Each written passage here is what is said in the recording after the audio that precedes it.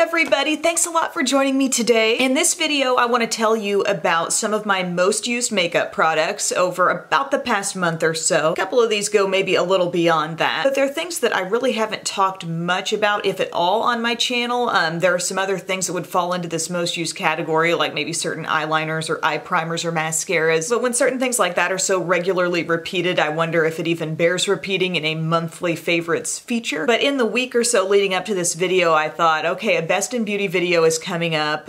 You've been using your own palettes, you know, a little something called the needs and the wants like crazy, especially this past month with the launch and everything. And so I thought, outside of those products, what are the things that really stand out to me? And what if I could really truly pare it down to a solid 5? So that's what I'm going to share today. The first thing is something from Bobbi Brown's, I guess you call it her skincare line. It's called the Vitamin Enriched Face Base. I've had this product on hand for months now. It came in a PR package with some other Bobbi Brown items, and this is definitely an example of when PR goes right. You know, when I happen to get my hands on something that I really turn out to like that I may not have thought to purchase myself. This is one of those things. I feel like this is probably something that's been around in her line for a long time, but it contains shea butter, vitamin C and E. It's a really rich feeling moisturizer, and I've been wearing it almost like a primer. Like, I'll put this on prior to makeup, and anyone concerned about SPF, I have some different sunscreens that I'll layer on too, but this is the main thing kind of affecting the texture of my skin, and it looks kind of buttery. I have put a major dent in this tub, and it feels really rich, but what I was surprised to learn about this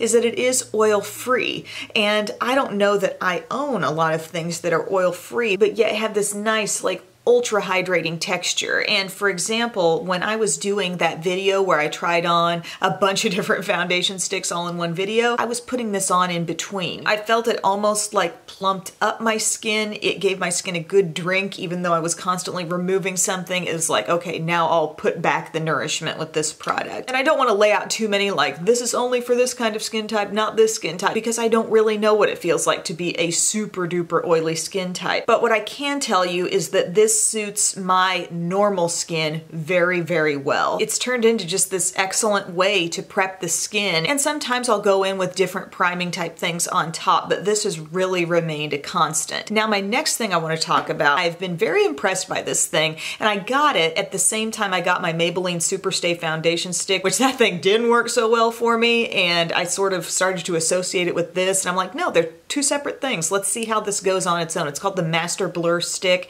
and it actually comes in a tinted shade. I have it in light medium. So we have this stick here that feels so soft, and it does give off some color, and I'll be popping up a little demo of me putting this on, but this is so wonderfully smoothing. It's like a little smoothing balm, and I do 100% notice a difference in the look of my pores when I put this on my nose area. I feel like I can wear it all over my face, but the most effective spot for me to concentrate it is sort of the center of the face, and I can totally tell a mattified effect, number one, and number two, when I come in closely, it's really blurring the look of pores and other types of texture things on my skin. Overall, I wouldn't characterize the texture of my skin to be very problematic in any certain way, but like any human, I do have pores. They're most obvious on the nose and sides of the nose, and when I put this on, it's like a nice little, I don't know, evened out fresh canvas. And it's kind of interesting because if I had to classify this texture, I call it more of a dryish feel on the skin, but on top of this really nourishing moisturizer slash priming agent that I'm putting on my skin prior to foundation, it all seems to work really well. And then I put my foundation on, and I can tell a difference in the smoothness and the evenness, and just overall a really pleasing texture happening there. So I wanted to share that with you. I first started using it, like I said, with a cream to powder type foundation stick, and it was just all too much dry. And I set this aside for a while, but now that I've really started using it, I'm very happy. And I'm not sure exactly how the tint of this product is serving me. I mean, it's certainly not like a major coverage thing, but I think it might actually help to camouflage the pores even more and not take on this semi-waxy appearance that some products of this kind that are colorless actually do. It's smoothing, it's lightweight, it's kind of velvety, and it really does become one with the skin, not like this separate waxy sort of pore filling layer that's just sitting on top. So that's been a really cool find for me. I need a drink of coffee. It's only 6:45 right now. Next thing is another face product, and I'm really excited to share this with you. I'm not sure how many people are aware that this is out there, but it's from Essence, and it's the Pure Nude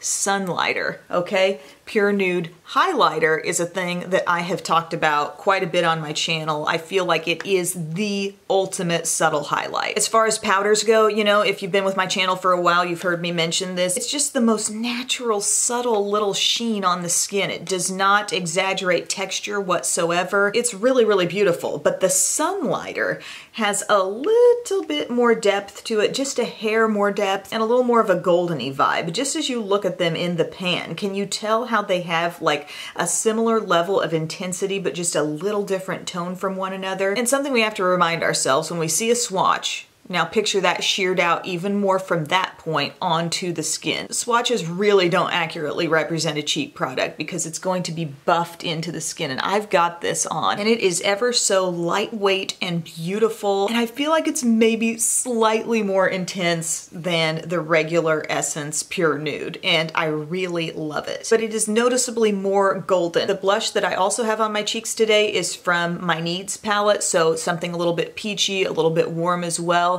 And I love the way those two tones kind of play together. This warm, semi-golden, very subtle, but not chalky, not like hard to work with. It's just the nature of this product. It feels soft and wonderful in the pan, but it's going to be a light, natural look on the skin. Essence is a super affordable brand, so even if you turn out to not love it, it's not a huge loss, you know? But I think it's absolutely gorgeous. I can't think of anybody who this kind of finish would be a problem for, you know? Next thing I want to talk about is a brush, and it's a brush that I haven't given a whole lot of feedback on, but you may have seen it used in a few tutorials lately. But it's called the Sigma Shader Crease Brush E47. Years ago when Sigma came out with their little performance line, it included the E21 smudge brush that I love, the E36, you know, that little one that I nicknamed Wispy White. This was part of that, and this is one of those brushes that's maybe taken me a bit longer to warm up to, but it's a perfectly tapered shape and size for doing the little details of your look. And the way I show this in this video, like I dipped into the highlight shade in my Needs palette and I just kind of bopped that around my inner corner and kind of up onto my lid just slightly. But I really just love this with accent colors in a palette, any kind of shimmery accent in particular. I finished my look and now I feel like, ooh, I want a little more, you know, punch right here around my inner part, and maybe a little extra highlight concentrated right under the high point of my brow. Wherever it may be in your look, this is a great way to pinpoint it. So shades like Belle Violet, Eve Rose, Grateful, those different kind of statement looking light shades, just pick a little bit up on the brush and pull it in from this area, or absolutely any shade from any palette, don't get me wrong, but it's just a great way if you want that little extra something. It's so small, yet it's got enough taper and therefore surface area on the tips of the bristles to actually pick up a good amount of product. I used to have the teeniest, tiniest detail brush, and maybe in certain areas it was just what I needed, but overall this is so good for reaching around those little areas and not taking the shadow outside of where you want it. Especially if you're a person with small eyes or you feel like you have very, very little surface area to work with. If you want to keep from having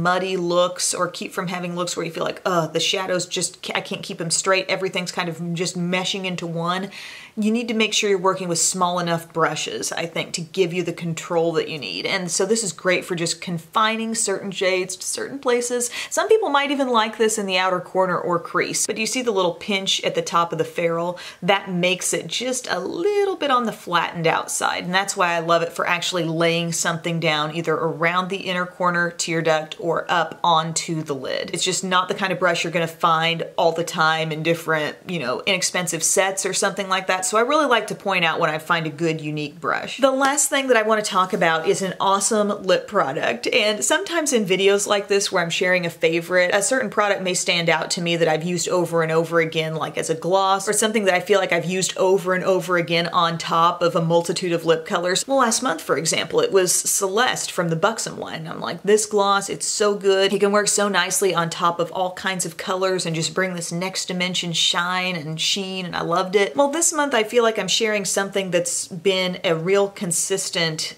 sort of underneath it all type color. A shade that is neutral and kind of rich, and I've liked using it as a base for so many different shimmery toppers. In fact, I don't know that I've ever worn this just on its own. It's pretty and all. Obviously, I love the tone or I wouldn't be wearing it so much, but I've found it to be such a neat base, especially for these things I've been trying from Too Faced, these different comfort lip glazes. Some of them are really light. Let me just show you here. Some of them are like really light and very shimmery. And while I don't love the look of that necessarily full on 100% topping all of my lip, it can be really pretty accenting just part of the lip. So this product, it's from Laura Mercier and it's the Velour Extreme Matte Lipstick. I think this is a really cool formula, by the way, in a skinny stick, which you know I love. I mean, they look like her shadow sticks, basically, if you're familiar with that. You also have a little sharpener tip at the bottom if you want to make the tip more precise, but this is fine for me, really. Even though it's a little rounded, I have no issues applying it. And it's a perfect little brownish, deep neutral,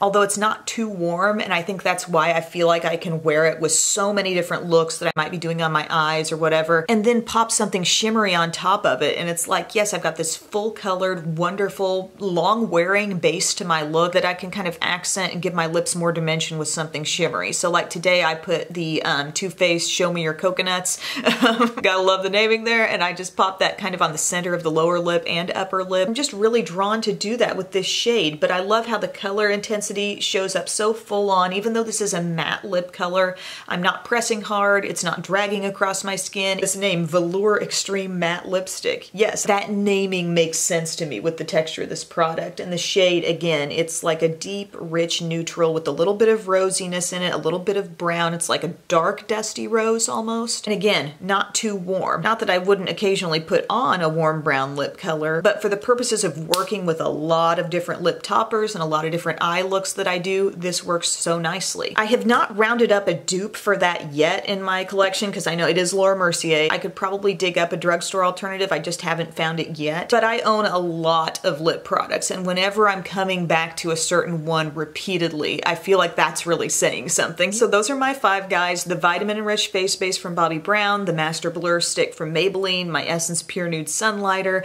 my E47 brush from Sigma, and then the Velour Extreme in Fierce from Laura Mercier. That's my roundup. Thank you guys so much for watching. The next time I do a Best in Beauty, I may have more things, but I kind of felt like this was going to be somewhat minimal this month, given the fact that I've been using the same eye and face palettes quite frequently. And so I thought I'd just provide you with this condensed roundup. So I hope you're having a great day. Thank you for spending part of it with me, and I will see you soon. Bye.